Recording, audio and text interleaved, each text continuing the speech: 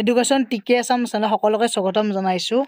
এই যে 4500টা LP আৰু UP পোষ্ট ওলাইছে, তাৰে যিহেতু আমাৰ লয়াৰ প্ৰাইমাৰী আপাৰ প্ৰাইমাৰী 8 মাৰ্চৰ পৰা অনলাইন। গতিকে প্ৰথম কথা আমি কি কৰিব লাগিব, ৰেজিষ্ট্ৰেশ্যন কৰি ল'ব লাগিব। ৰেজিষ্ট্ৰেশ্যন কৰিব হ'লে আমি first apply for new registration ইয়াত ক্লিক কৰিব লাগিব। প্ৰচিড টু এপ্লাই লিংক ডেছক্ৰিপশ্যনত দি দিছোঁ। ইয়াতে আমি এতিয়া কেটেগৰী চিলেক্ট কৰিব লাগিব, আপাৰ প্ৰাইমেৰী কৰে নে লয়াৰ প্ৰাইমেৰীয়ে কৰে।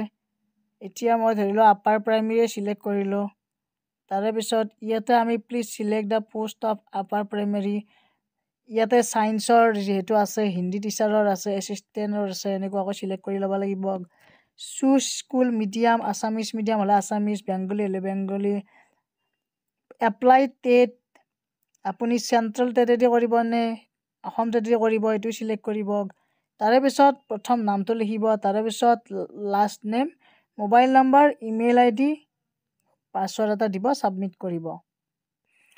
ইয়াৰ পিছত আমাৰ এনেকুৱাকৈ ৰেজিষ্ট্ৰেশ্যনৰ ছাবমিট কৰাৰ পিছত আমাৰ ইউজাৰ ID আৰু পাছৱৰ্ডটো আমাক ৰেজিষ্টাৰ ইমেইল IDত আহি যাব, ইমেইলত আহি যাব আমাৰ। তাৰে পিছতে নেক্সট আমি কৰিব লাগিব, এতিয়া ইমেইল ID আৰু পাছৱৰ্ডটো দি কিনে আমি লগ ইন কৰিব লাগিব। চ' মই লগ ইন কৰি আছোঁ।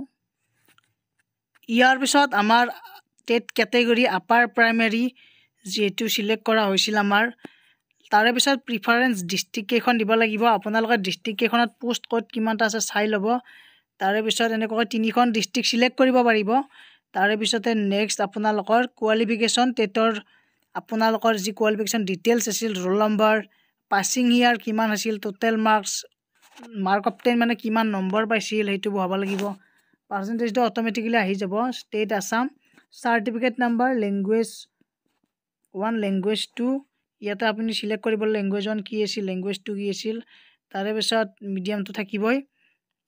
ইয়াৰ পিছতে আপোনালোকৰ ডেট অফ বাৰ্থটো দিব লাগিব, জেণ্ডাৰ দিব লাগিব, কেটেগৰী চিলেক্ট কৰিব লাগিব। তাৰে পিছত এইখিনি বাৰু আপোনালোকৰ পাৰ্চনেল ডিটেইলছখিনি দিব লাগিব। ইয়াৰ পিছতে আপোনালোকৰ আৰু এটা মোবাইল নম্বৰ দিব লাগিব, এড্ৰেছটো দিব লাগিব। এইখিনি সকলোৱে জানিব। তাৰে পিছত ইয়াতে ক্লিক কৰিব লাগিব, ইয়াতে তেতিয়া অট'মেটিকেলি এইখিনিও আহি যাব যদি ছেম হয়। আৰু এইখিনি বাৰু আপোনালোকৰ কুৱেশ্যন কিছুমান থাকে, এইখিনি দি দিলে হ'ল। সকলোৱে জানিব এইখিনি। NCC যদি আছে NCC চিলেক্ট কৰিব লাগিব।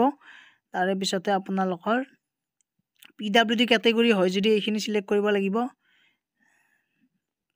HSLC পাছিং ইয়াৰ, টোটেল মাৰ্ক এইখিনি বহাব লাগিব।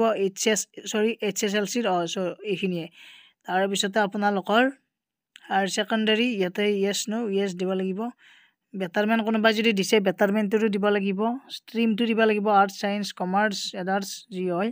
ৰোল নম্বৰবোৰ বহাব লাগিব হায়াৰ ছেকেণ্ডাৰীৰো এনেকুৱাকৈ। তাৰপিছত গ্ৰেজুৱেশ্যনৰখিনিও দিব লাগিব, DLED বা BEd যি কৰিছে এইখিনিও বহাব লাগিব। এইখিনি ফিল আপ কৰিব লাগিব। এইখিনি সকলোৱে জানিবই। মাষ্টাৰ ডিগ্ৰী যদি আছে মাষ্টাৰ ডিগ্ৰী কোৱালিফিকেশ্যনখিনিও দিব লাগিব।